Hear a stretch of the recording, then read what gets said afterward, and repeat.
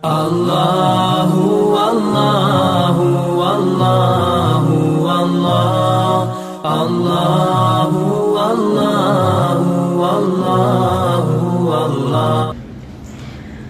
Allahumma salli ala sayyidina Muhammadin wa ala ali sayyidina Muhammadin kama sallaita ala Ibrahim wa ala ali Ibrahim innaka Hamidum Majid.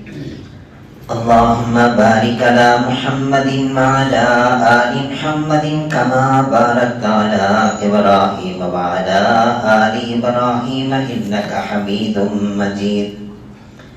Assalamualaikum warahmatullahi wabarakatuh.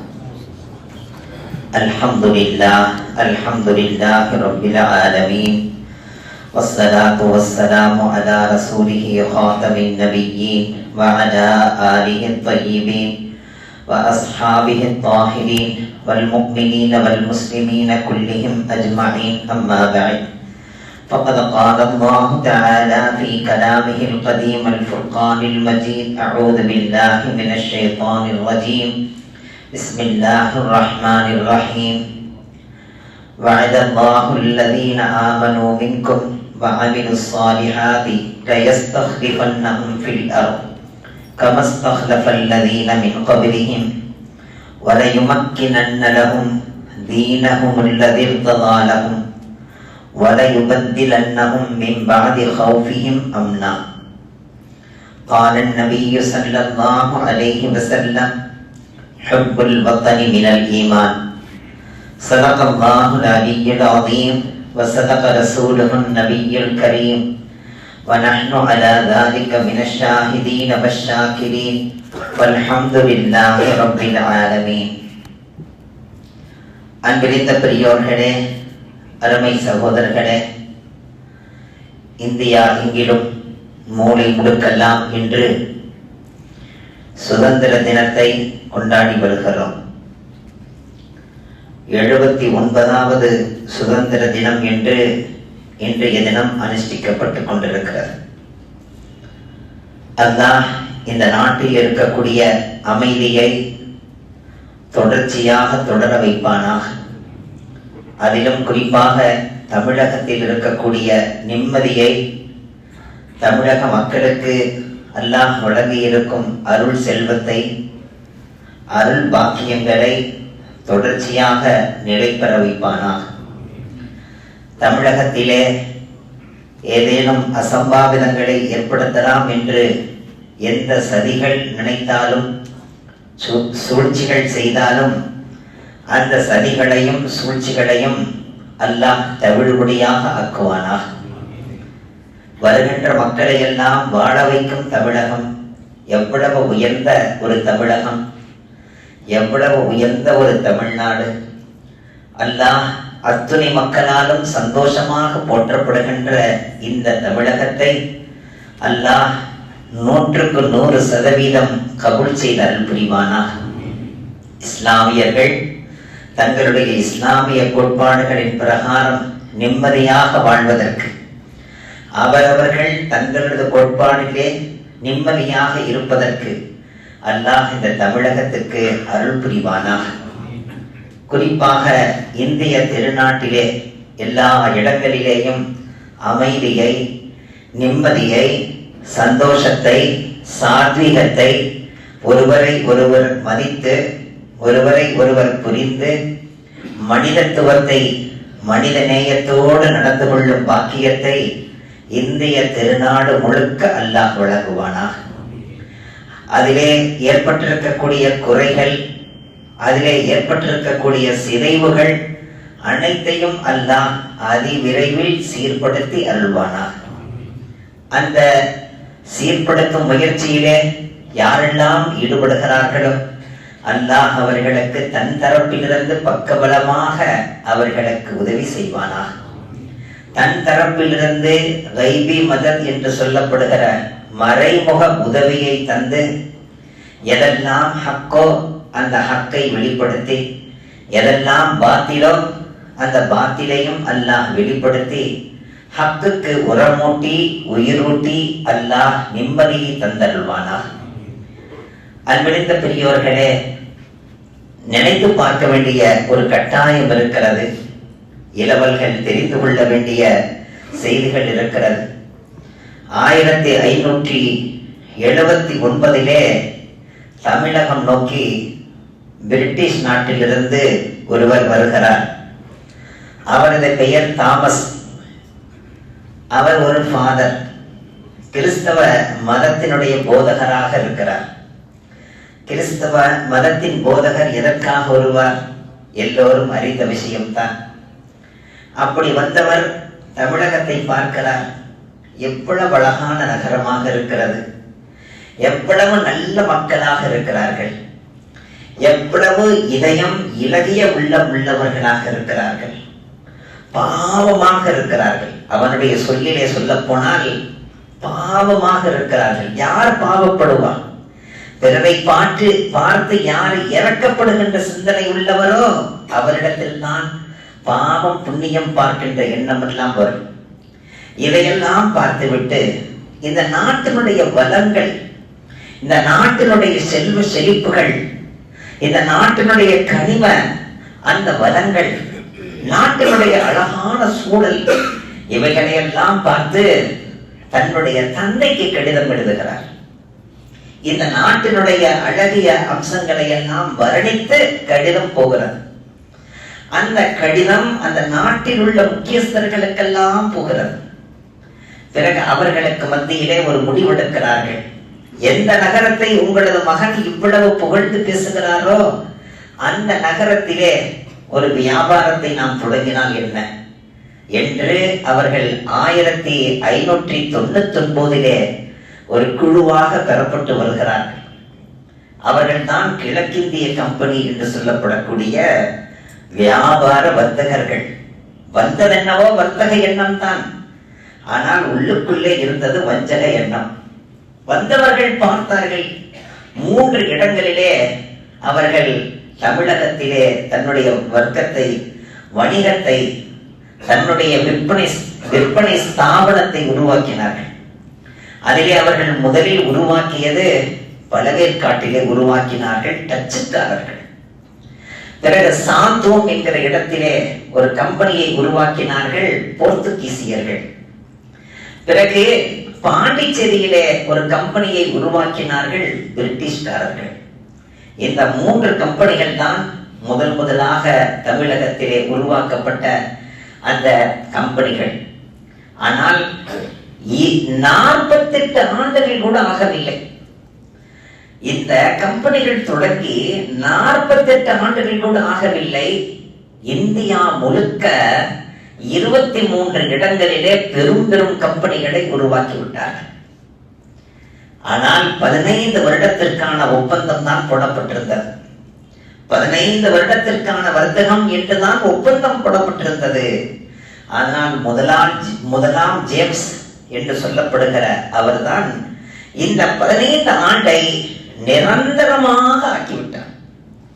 அந்த ஒப்பந்தத்தை முறியடித்து நிரந்தர வியாபாரிகளாக, நிரந்தரமாக வந்து செல்லக்கூடியவர்களாக ஆக்கி அந்த வியாபாரத்தின் மூலமாக தமிழக மக்களை, கேரள மக்களை, கர்நாடக மக்களை, இந்திய திருநாட்டில் உள்ள மூலை முடுக்கில் உள்ள அனைவரையும் தங்களது வியாபார யுக்தியினால் அவர்களை எல்லாம் கவர்ந்து அவர்களை அடிமைகளாக ஆக்கி, சூரியன் உதயமாவதும் எங்களது உத்தரவில் தான் உதயமாகிறது, சூரியன் மறைந்தாலும் எங்களுடைய உத்தரவில் தான் மறைகிறது என்று அவர்கள் சொன்ன நேரத்தில் தான் இந்தியர்கள் விழித்துக் கொண்டார்கள். இது எங்கோ போகிறது என்று முழித்துக் கொண்டார்கள். என்ன செய்வதென்று புரியாமல் விழிப்பிலிங்க நின்றார்கள். இவர்களை எப்படி இந்த பூமியிலிருந்து அகற்றுவது என்று புரியாமல் பயந்து, இவர்களை எப்படி நாம் இங்கிருந்து நாம் அகற்றுவோம் என்று மிகவும் கவலையில் இருந்த நேரத்தில் தான், அந்த நேரத்தில் முதலாக தன்னையும் தன் குடும்பத்தார்களையும் முழுமையாக தியாகப்படுத்தியது யார் என்றால் குஞ்சாரி மரைக்கார் என்று சொல்லப்படுகிற அவர்தான் முதல் தியாகியாக அவர்களுக்கு முன்னால் நின்று தனது குடும்பத்தை முழுக்க தியாகம் செய்திருந்தார். நமக்கு வ.உ.சி.யை தெரியும், கப்பலோட்டிய தவிர என்று நமக்கு போதிக்கிறார்கள். வாவூசி என்று, கப்பலோட்டிய தமிழர் என்று எதிர்த்து நின்றவர் ஆங்கிலேயரை. ஆனால் அந்த கப்பலை வாங்கி கொடுத்தது யார் என்று தெரியுமா? 2 லட்சத்துக்கு அன்றைய தினத்திலே அந்த கப்பலை வாங்கி தந்தவர் யார்? ஹாஜி முகமது ஃபகீர், ஹாஜி ஃபகீர் முகமது சேட் அவர்கள் தான் வாங்கி தந்திருக்கிறார்கள். ஆனால் அதை சரித்திரத்தை மறைத்து அதை இன்றும் எவருக்குமே தெரியாத வகையிலே வைத்திருக்கிறார்கள் என்றால் அதை நமது இளவல்களுக்கு ஞாபகப்படுத்த வேண்டிய கட்டாயம் நமக்கு இருக்கிறது. நினைத்து பார்க்கிறோம். அந்த விடுதலைக்கான வேட்கையிலே சுதந்திரத்தை பெற வேண்டும் என்பதற்காக வேண்டி அரும்பாடுபட்ட தியாகிகளை நாம் நினைத்து பார்க்கிறோம். ஷாஹ் வலியுல்லாஹ் முஹத்தித் தெஹ்லவி ரஹ்மத்துல்லாஹி அவர்களை நினைத்து பார்க்க வேண்டும். சையத் அஹ்மது சர்ஹந்தி ரஹ்மத்துல்லாஹி அவர்களை நினைத்து பார்க்க வேண்டும். ஷஹீத் இஸ்மாயில் ரஹ்மத்துல்லாஹ் அவர்களை நினைத்து பார்க்க வேண்டும். சையத் அஹ்மது ஷஹீத் ரஹ்மத்துல்லாஹி அவர்களை நாம் நினைத்து பார்க்க வேண்டிய கட்டாயத்தில் இருக்கிறோம். ஹாஜி இம்தாதுல்லா முஹாஜிரி மக்கி ரஹ்மத்துல்லாஹி, காசிம் நானுத்தவி ரஹ்மத்துல்லாஹி, ரஷீத் அஹ்மது கங்கோஹி ரஹ்மத்துல்லாஹி, ஷைகுல் ஹிந்த் முஃப்தி மஹ்மூத் அல் ஹசன் சாஹிப் நவ்வரல்லாஹு மர்கதஹு, அதே போன்று நான் ஷேகுல் இஸ்லாம் ஹுசைன் அஹ்மது மதனி ரஹ்மத்துல்லாஹி இவர்களை எல்லாம் நாம் நினைத்து பார்க்க வேண்டிய கட்டாயத்தில் இருக்கிறோம். ஆங்கிலேயர்களை அலற விட்டவர்கள், ஆங்கிலேயர்களை ஓட விட்டவர்கள், ஆங்கிலேயர்களின் பார்வையிலேயே அவர்கள் படவில்லை. ஆனால் யார் என்று தெரியாமல் விழிப்பிருக்க வைத்தவர்கள். சத்தா மஸ்ஜித் என்று கேள்விப்பட்டு இன்றும் அந்த பள்ளி இருக்கிறது. அந்த சத்தா மஸ்ஜிதில் தான் இந்த போராளி மறைந்திருக்கிறார். அவருக்கு பெயர் காசிம், நானூத்தவியை சார்ந்தவர் காசிம். அவர்தான் அனைத்து வாலிபர்களையும் முடுக்கி விடுகிறார், அனைத்து வாலிபர்களையும் எழுச்சி அடைய வைத்திருக்கிறார் என்று கேள்விப்பட்டு சத்தா மஸ்ஜிதுக்கு வந்து பிடித்து விடலாம் என்று வருகிறார்கள். அங்கே மஸ்ஜிதுக்கு வந்தால் பழைய ஒரு ஜுப்பாவை அணிந்து கொண்டு, அந்த காலத்தில் பனியன் என்றால் தைக்கப்பட்ட பனியன் உடுத்துகிற காலம், ஒரு சின்னதொரு பை இருக்கும், தைக்கப்பட்ட பனியனை அணிந்து கொண்டு ஒரு கலர் லுங்கி, அந்த லுங்கியை மேல் நோக்கி சொருகிய வண்ணம் ஒரு சும்மாடு ஒன்று தலையிலே கட்டிக்கொண்டு கையிலே ஒற்றை குச்சியை வைத்து பள்ளியில் உள்ள ஒற்றை எல்லாம் அடித்துக் கொண்டிருக்கிறார்கள் காசிம் நானூத்தி ரஹ்மத்துல்லாஹி. அந்த பிரிட்டிஷார்கள் வந்தவர்கள் ஆச்சரியத்தில் உறைந்து போகிறார்கள். இவரா காசிம்? வாலிபர்களை எல்லாம் இழுச்சிடைய வைக்கிறார், அனைவரையும் உண்டு இல்லை என்று ஆக்குகிறார், நம்மை எல்லாம் இரவு தூக்கம் இல்லாமல் ஆக்கியவர் இவரா?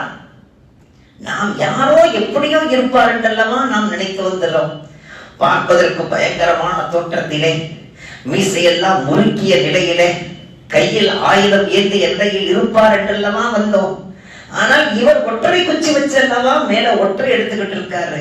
நிச்சயமா இவர் இருக்க வாய்ப்பில்லை, இவர் பள்ளிவாசலுடைய சிப்பந்தி போல் தெரிகிறது என்று பிரிட்டிஷார்கள் சுற்றி வளைத்து நின்று கொண்டு கேட்டார்கள், உங்களுக்கு காசிம் நானூத்துவி அவரை தெரியுமா என்று கேட்கிறார். அவர் எங்கேனும் இருந்தால் எங்களுக்கு தெரியப்படுத்த வேண்டும், இது எங்களது உத்தரவு என்றார்கள். ஹஜ்ரத் அவர்கள் தான் இருக்கும் இடத்தில் நின்ற நிலையில் கொஞ்சம் அகன்று நின்று, இப்பொழுதுதான் இங்கே இருந்தார், இப்பொழுதுதான் இங்கே இருந்தார் என்றார்கள். அதிலேயும் கூட பொய் வந்துடக்கூடாது என்பதிலே புண்ணியம் பார்த்தவர்கள் அல்ல பெருந்தகைகள். தான் இருந்த இடத்திலிருந்து கொஞ்சம் அகன்று நின்று கொண்டு இப்பொழுதுதானே இங்கே இருந்தார் என்றார்.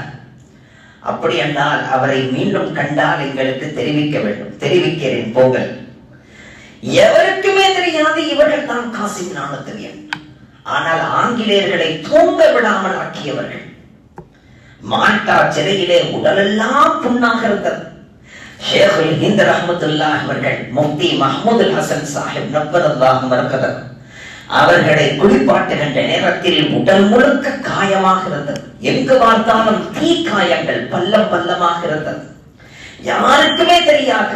ஹுசைன் அஹ்மது மதனி ரஹ்மத்துல்லாஹி அவர்களிடத்தில் கேட்கப்பட்டது, என்ன ஆனது, ஏன் இப்படி என்று. நானும் ஹஜரத் அவர்களும் மால்டா சிறையில் இருக்கும் போது தினந்தோறும் இரவு நேரத்திலே மூட்டப்பட்ட கங்குகளிலே இவர் படுக்க வைக்கப்படுவார்.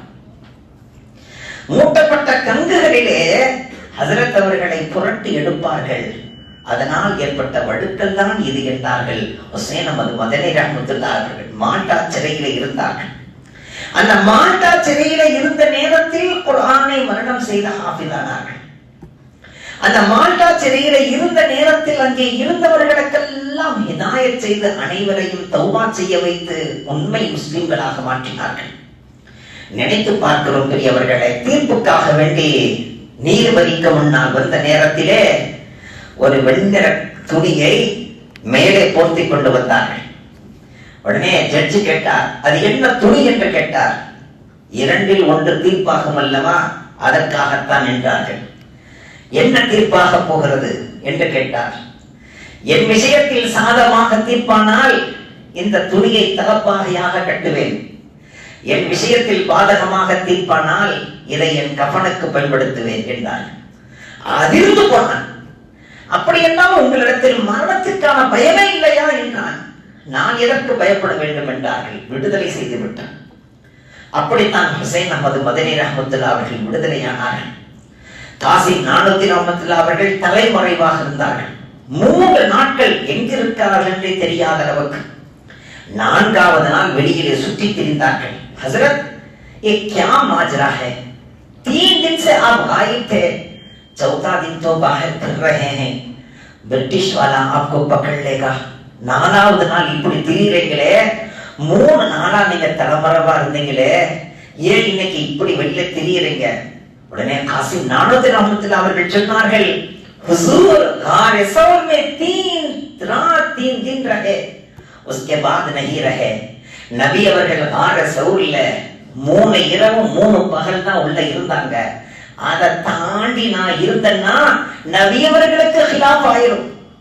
எந்த இறைவன் நபி அவர்களை பாதுகாத்தானோ அதே இறைவன் என்னையும் பாதுகாப்பான். எனவே நான் வெளியே வந்து விட்டேன் என்றார்கள். எப்படிப்பட்ட மகான்மார்கள் இந்த விஷயத்திலே உழைத்திருக்கிறார்கள் தெரியுமா? அல்லாமா இக்பால் ரஹ்மத்துல்லாஹி அவர்களே எவ்வளவு பெரிய கவிஞர். துவக்க காலத்திலே மீசை முறுக்கிய கவிஞராக இருந்தார். விடுதலை வேட்கையை உண்டாக்கினார், எழுச்சியை ஏற்படுத்தினார், ஆங்கிலேயர்களுக்கு மிகப்பெரிய தலைவலியாக இருந்தார். ஆனால் அல்லாஹ் அவர்களது உள்ளத்திலே ஆன்மீகத்தை ஏற்படுத்தி ஷேഖின் கரத்திலே தன் கரத்தை தந்து பையச் செய்ய வைத்து அவருடைய பிந்திய காலங்கள் எல்லாம் அந்த கவிஞராக இருப்பதோடு ஆன்மீக கவிஞராக மாற்றினான் அல்லாஹ். அவருடைய அந்த எழுச்சியை மறக்க முடியுமா? போராட்டத்தை மறந்திட முடியுமா? அவர்கள் செய்த தியாகங்களை மறந்திட முடியுமா? நினைத்து பாருங்கள்.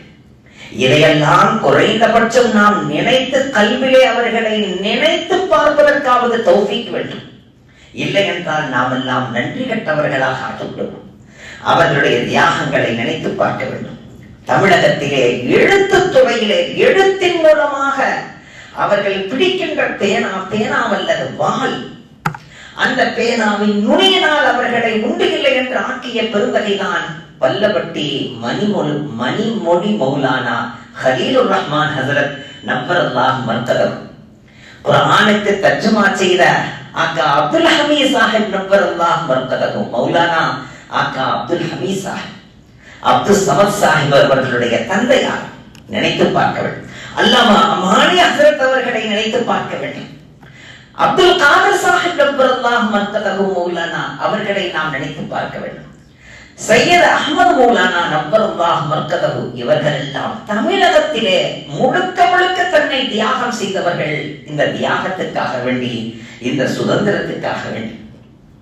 ஆங்கிலேயர்கள் உள்ளத்திலே என்ன இருந்தது தெரியுமா? குர்ஆனை அழித்து விட வேண்டும், ஆலிம்களை ஒழித்து விட வேண்டும், ஜிஹாதுடைய எண்ணத்தை வேரோடு பிடுங்கிவிட வேண்டும். இந்த 3 எண்ணம் தான் அவர்களுக்கு இருந்தது. कुरान को खत्म कर देना, आलिम उलमाओं को खत्म कर देना, और जिहाद की जो जुर्अत है, जिहाद की जो जिंदगी, இந்த வாழ்க்கையில எந்த வகையிலாவது ஜிஹாத் செய்யணும்ன்ற எண்ணம் இருந்துச்சு, அதை சாகடிக்கணும். இந்த 3 தான் அவர்களுடைய உள்ளத்தில் இருந்துச்சு. அதுக்காக வேண்டி 3 வருடத்திலே கிட்டத்தட்ட அவர்கள் 40,000 கிதாபில் எழுதுகிறார்கள். 3 லட்சம் என்று எழுதுகிறார்கள். 3 லட்சம் குர்ஆன்களை எரித்தார்கள். எத்தனை வருடத்திலே? 3 வருடத்திலே 3 லட்சம் குர்ஆன்களை எரித்திருக்கிறார்கள். 14,000 ஆலிம் உலமாக்களை தூக்கில் ஏற்றியிருக்கிறார்கள். கிதாபிலே பார்க்கிறேன், டெல்லியிலிருந்து பெஷாவர் வரையிலும் 2 பக்கத்திலும் உள்ள மரங்களிலே எந்த நேரமும் ஜடலம் தொங்கிக் கொண்டே இருக்குமா.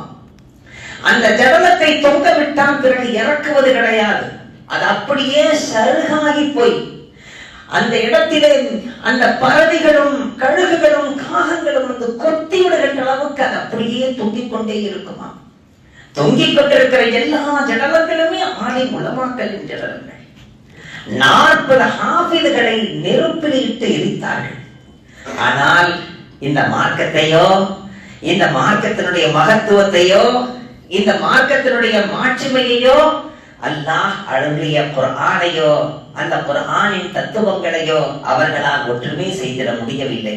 காரணம், குர்ஆன்கள் எழுத்து ரூபத்தில் காகிதத்தில் இல்லை, ஹாஃபிதுகளின் கல்புகளிலே லட்சோப லட்சம் ஹாஃபிதுகளின் கல்விலே பாதுகாக்கப்படுகிறது. எனவே அதை ஒன்றுமே செய்திட முடியவில்லை. இன்றும் கூட நினைத்து பார்க்கிறோம் பெரியவர்களே, அவர்கள் சுதந்திரத்தை தந்துவிட்டு சென்றார்கள் என்று நினைக்கிறோம். அவர்கள் சுதந்திரத்தை தந்துவிட்டு செல்லவில்லை. அவர்கள் சொன்னார்கள், நாங்கள் தான் போகிறோம், நாங்கள் 2 விஷயங்களை இங்கே விட்டு செல்கிறோம், அந்த 2 உங்களை ஆட்சி செய்யும் என்றார்கள். நாங்கள் மட்டும்தான் செல்கின்றோம், ஹம் ஃபகத் ஜாते हैं लेकिन 2 चीजों को छोड़ को जाते हैं, वो 2 चीजें आप लोगों को हुकूमत करेगी சொன்னா. அந்த 2 விஷயங்கள் உங்களை ஹுக்குமத் செய்யும், உங்களை ஆட்சி செய்யும் என்று சொன்னாங்க. அந்த 2 விஷயங்கள்ல ஒண்ணு என்ன தெரியுமா? அவர்களின் பாஷை. இன்னொன்று என்ன தெரியுமா? அவர்களின் கலாச்சாரம், அவர்களது ஆடை, அவர்களது ஸ்டைல், அவர்களது உடை, அவர்களது நடை, அவர்களது பேச்சு, இவைகளை இங்கே விட்டு சென்றிருக்கிறார்கள். அது நம்மை ஆட்சி செய்கிறதா இல்லையா? நினைத்து பாருங்கள். நமது ஆடையிலே ஏதேனும் மாற்றம் ஏற்பட்டிருக்கிறதா? ஏற்பட்டிருக்கிறது. யூதர்களினுடைய ஸ்டைல் இன்னும் அதிகமாகி இருக்கிறது, கிறிஸ்தவர்களுடைய ஸ்டைல் இன்னும் அதிகமாகி இருக்கிறது. முஸ்லிம்களாக வாழ முடியாத நிலையிலே நாம் இருக்கிறோம். அல்லாஹ் குர்ஆனிலே சொல்கின்றான், வஅதல்லாஹு அல்லதீன ஆமனூ மின்கும் வஅமிலுஸ் ஸாலிஹாத்தி லயஸ்தக்லிஃபன்னஹும் ஃபில் அர்தி கமஸ்தக்லஃபல்லதீன மின் கப்லிஹிம். எவ்வளவு வாக்கு தருகிறான் தெரியுமா? அல்லாஹ் வாக்களித்து விட்டான் என்கிறான். அல்லாஹ் வாக்களித்து விட்டான், உங்களிலே நீங்கள் ஈமான் கொண்டு நல்ல அமல்களை செய்து முஃமின்களாக மீண்டும் நீங்கள் வாழ்வீர்களேயானால், என்னுடைய ஹுசூருடைய சுன்னத்துகளை எல்லாம் எடுத்து நடப்பவர்களாக நீங்கள் ஆவீர்களேயானால், இந்த பூமியிலே மீண்டும் உங்களை நாம் கலீஃபாக்களாக ஆக்குவோம். இந்த பூமியிலே மீண்டும் உங்களுக்கு தங்கும் இடங்களை சொந்தமாக்கி தருவோம். மீண்டும் இந்த பூமியிலே உங்களை அரசர்களாக ஆக்குவோம். மீண்டும் இந்த பூமியிலே உங்களை ஹுக்கும்ரான் பனாவுங்கா, உங்களை எல்லாம் அதிகாரிகளாக நான் ஆக்குவேன். ஆட்சி அதிகாரங்களை உங்களுக்கு நான் தருவேன். இந்த பூமி உங்களுக்கு சொந்தப்படுத்துவேன் என்று அல்லாஹ் வாக்களிக்கிறார். ஆனால் அந்த நிலை எங்கெல்லாம் இல்லையோ, அந்த நிலை எங்கெல்லாம் இல்லையோ, அந்த இடத்தில் தான் முஸ்லிம்கள் விரட்டப்பட்டுக் கொண்டிருக்கிறார்கள். அந்த நிலை எங்கெல்லாம் இல்லையோ, அந்த இடத்தில் தான் இஸ்லாமியர்கள் எல்லாம் வீடு இல்லாமல், தங்கும் இடமில்லாமல், அவர்களுக்கான ஊர் இல்லாமல், நீங்கள் எங்களை சார்ந்தவர்கள் அல்ல, நீங்கள் எங்களுடைய ஊரை சார்ந்தவர்கள் அல்ல, நீங்கள் இங்கே இருப்பதற்கு தகுதியற்றவர்கள், எத்தனை எத்தனை அநியாயங்கள், அக்கிரமங்கள், அட்டுழியங்கள், இவைகளுக்குத்தான் சுதந்திரம் கிடைத்திருக்கிறது. இந்த அக்கிரமங்களுக்கு சுதந்திரம் கிடைத்திருக்கிறது, அனாச்சாரங்களுக்கு சுதந்திரம் கிடைத்திருக்கிறது. யார் யாரை வேண்டுமானாலும் கொலை செய்யலாம் என்பதற்கு சுதந்திரம் கிடைத்திருக்கின்றது. ஆனால் சுதந்திரம் என்றால் என்னவென்று ஹுசூர் ஸல்லல்லாஹு அலைஹி வஸல்லம் அவர்களிடத்திலே கேட்கப்பட்டது. சுதந்திரம் என்றால் என்ன என்று கேட்கப்பட்டது. சுதந்திரம் என்றால் என்ன என்று கேட்கப்பட்டது. நபிகள் நாயகம் ஸல்லல்லாஹு அலைஹி வஸல்லம் சொன்னார்கள், ஒரு மாலை ஒன்றை தயாரித்தால் அந்த மாலையிலே எல்லா வகையான மலர்களும் ஒன்று கூடியிருக்கும்.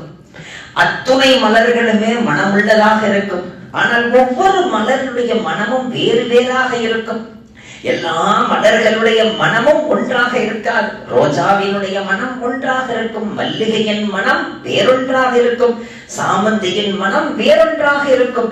இப்படி பல வகையான மனங்களை கொண்ட நறுமணங்களை கொண்ட மலர்களை ஒன்றாக ஆக்கி மாலையாக தயாரிக்கிறார்கள். அப்படி மாலை தயாரிக்கிற நேரத்தில் எந்த மாலையுமே இல்லாத இலை தலைகளை கூட கொஞ்சம் சுருட்டி உள்ளே வைக்கிறார்கள் அழகுக்காக.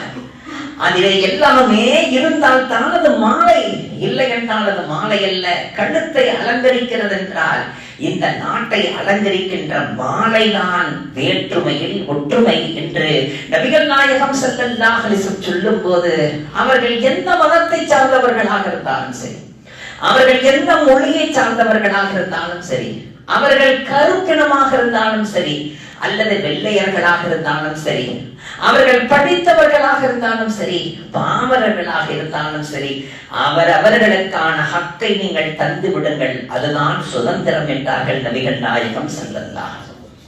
எனவேதான் நபி அவர்கள் சொன்னார்கள், ஓ அரபியர்களே, நீங்கள் அரபியர்கள் என்பதற்காக அஜமிகளை விட உயர்ந்தவர்கள் அல்ல. ஓ அரபியர்களே, நீங்கள் வெள்ளையாக இருப்பதினால் கருப்பர்களை விட உயர்ந்தவர்கள் அல்ல. ஓ படித்தவர்களே, நீங்கள் படித்தவர்கள் என்பதற்காக வேண்டி பாமரர்களை விட உயர்ந்தவர்கள் அல்ல. ஓ செல்வந்தர்களே, நீங்கள் செல்வந்தர்கள் என்பதற்காக ஏழைகளை விட உயர்ந்தவர்கள் அல்ல. உங்களது உள்ளத்திலே இறையச்சம் இருக்குமானால் நீங்கள் உயர்ந்தவர்கள், இறையச்சம் இல்லை என்றால் நீங்கள் எந்த வகையிலும் உயர்ந்தவர்கள் அல்ல. எனவே நீங்கள் தீண்டாமை பார்க்க வேண்டாம், யாரையும் கேவலமாக கருதிவிட வேண்டாம், யாரையும் உதாசீனப்படுத்தி விட வேண்டாம் என்று சொல்லி சுதந்திரத்திற்கான அழகான இலக்கணத்தை சொல்லி தந்தவர்கள் நபிகள் நாயகம் ஸல்லல்லாஹு அலைஹி வஸல்லம். அந்த சுதந்திரம் இன்று நம்மிடத்தில் இருக்கிறதா என்பதை பார்க்க வேண்டும். யார் யாரை வேண்டுமானாலும் கொலை செய்து விடுகிறார்கள், துச்சமாக மதிக்கிறார்கள், உயிருக்கு எந்த மதிப்பையும் தருவதில்லை. நபிகள் நாயகம் ஸல்லல்லாஹு அலைஹி வஸல்லம் சொன்னார்கள், உயிர்களுக்கு மதிப்பளியுங்கள், அந்த உயிர்களை போக்கக்கூடிய எந்த உரிமையும் உங்களுக்கு கிடையாது. யாருடைய உயிரையும் எவரும் எடுப்பதற்கு எந்த உரிமையும் கிடையாது என்றார்கள் நபிகள் நாயகம் ஸல்லல்லாஹு அலைஹி வஸல்லம். ஆனால் சாதாரணமாக என் இனம் அல்ல இவன், எனவே கொலை செய்து விட்டேன், என் ஜாதி இல்லை எனவே கொலை செய்து விட்டேன், என்னுடைய தரத்துக்கு நிகரில்லை எனவே கொலையை இவ்வளவு சாதாரணமாக ஆக்கிவிட்ட ஒரு காலம். நபி அவர்கள் சொன்னார்கள், எந்த காலகட்டத்திலே கொலைகள் சாதாரணமாகி விடுமோ கியாமத்தினுடைய மிகப்பெரிய அடையாளம் என்றார்கள் நபிகள் நாயகம் ஸல்லல்லாஹு அலைஹி வஸல்லம். அதுதான் நடந்து கொண்டிருக்கிறது. ஒரு பையன், சின்ன சிறுவன் மேப்பை கிழித்து விட்டான். இந்திய திருநாட்டினுடைய மேப்பை கிழித்து விட்டான், துண்டு துண்டாக ஆக்கி விட்டான், கிழித்து விட்டான். அப்படி கிழித்து கிடக்கிறது, அந்த கிழிந்து கிடக்கிற அந்த மேப்பை மீண்டும் அழகாக சரியாக்கி விட்டான். தந்தைக்கு மிக ஆச்சரியம், என்னடா அது மேப்பை கிழித்து விட்டான், பிறகு மீண்டும் அழகாக சரியாக்கி விட்டானே, மேப்பை சரியாக்க முடியுமா? எப்படி மேப்பை இவன் சரியாக ஆக்கினான்? அது அங்கும் இங்கும் அங்குமாக உள்ளவா இருக்கும். இவனுக்கு நாடு நகரங்கள்லாம் தெரியுமா?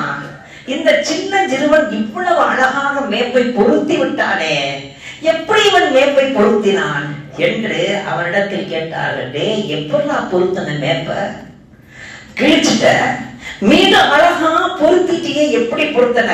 உனக்கு நாடு நகரம் எல்லாம் தெரியுமா? எது எங்க இருக்குன்னு தெரியுமா? இந்திய திருநாட்டினுடைய எந்த பகுதி எங்கே என்று தெரிந்தால் தானப்பா நீ ஃபிட் பண்ண முடியும். நீ எப்படி இதை சரியா நீ ஒண்ணு கொடுத்த?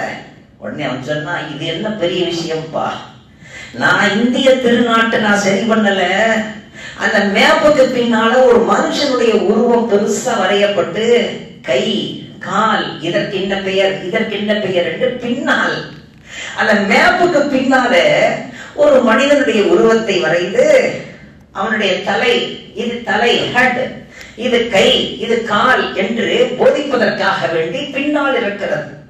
அந்த மனிதனுடைய உருவத்தை நான் சரி செய்தேன், நாடு சரியாகிவிட்டது. அப்பொழுதுதான் அந்த தந்தை சொன்னாராம், நாட்டில் வாழுகின்ற ஒவ்வொரு மனிதனும் சரியாக இருந்தால் நாடு சரியாகிவிடும், மனிதன் சீராகிவிட்டால் நாடு சீராகிவிடும், அந்த நாட்டை ஆளக்கூடியவன் சீராக இருந்தால் நாடு மிக அழகாக மாறிவிடும்.